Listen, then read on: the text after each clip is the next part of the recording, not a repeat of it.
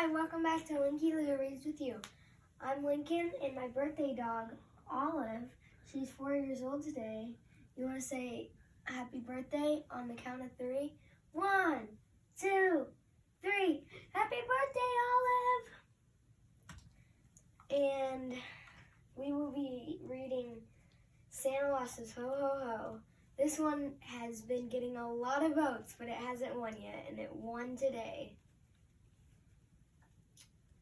Santa Lost His Ho Ho Ho by Rader.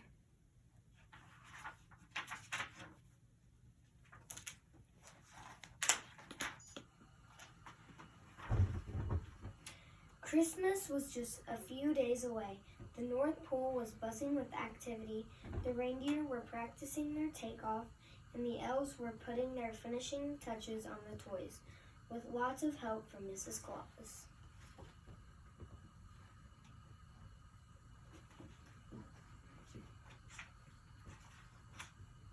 Santa looked tired.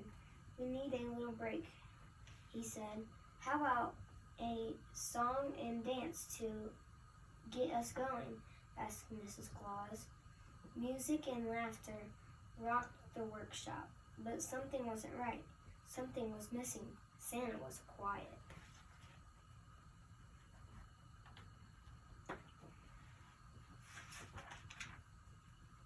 "What is it, dear?" asked Mrs. Claus. "Have you got something, sir?" asked an elf. Santa scratched his head and cleared his throat. "You could say that," he said. "What is it?" asked the elves. "Well, we'll have to help you find it." Everyone waited for Santa's answer. "I think I've lost my laugh," he said. Everyone gasped. "Oh no! Santa has lost his ho, ho, ho." "No," says the little dog.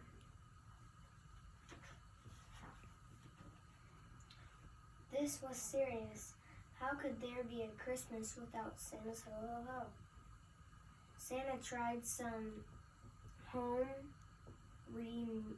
reminds. They didn't work. This should tickle your funny bone. R.Y. for Santa, funny movies, and lots of silly jokes. Signed, P. Giggly. He went to see Dr. Gidley. The doctor prescribed funny movies and a large dose of jokes. Everyone was eager to help. But the best Santa could manage was a little ha-ha, a weak yippee, and a faint yee-haw. But no ho, ho, ho. Yee-haw.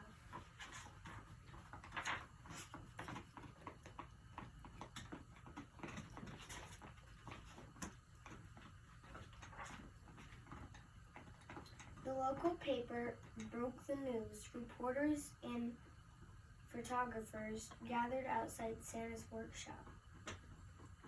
This was big.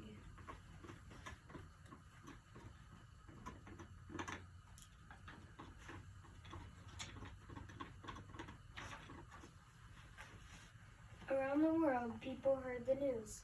"Have you heard? Did you know? Santa's lost his ho ho ho." "Why? No Feliz Navidad? Oh my! It's a joke. It's a rumor. Someone has a bad sense of humor. The old chap has the blames. I say not Santa Claus." Scrabbling. "It can't be true. Can't there really be a Christmas without Santa? Ho, ho, ho."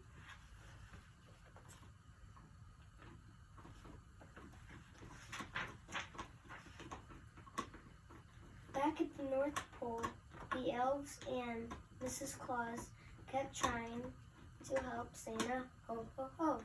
But nothing worked. The reindeer even offered a surefire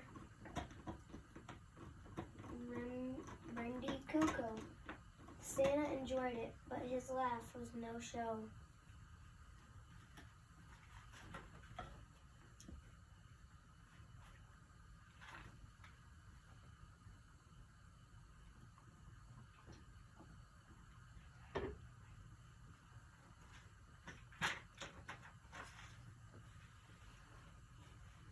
Santa decided to check his mail. He always read every single letter to himself. But he's so busy trying to ho ho ho that the mail had really piled up. Mrs. Claus noticed that Santa looked tired, even a bit cranky. Mrs. Claus said, "Please take a nap. We'll organize your mail. Now, Scoot." "Well, maybe just a few links," said Santa Claus.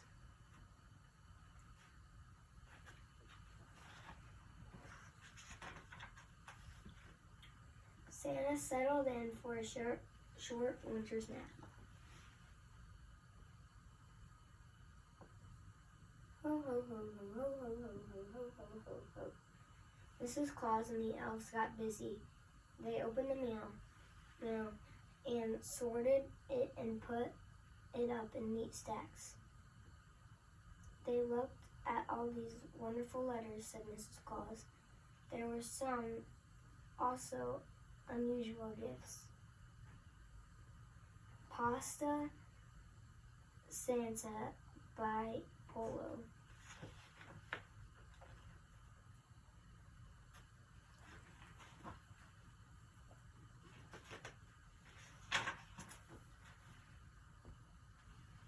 Mrs. Claus held up a drawing from a girl named Holly. "Look at this one," she exclaimed. The elves and Mrs. Claus laughed until they cried. "I have an idea," said Mrs. Claus. "Gather the letters and follow me to the workshop."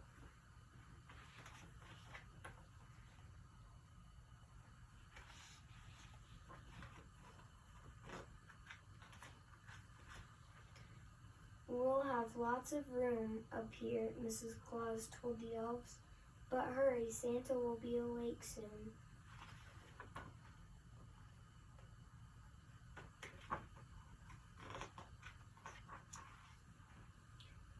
Santa awoke from his nap feeling much better.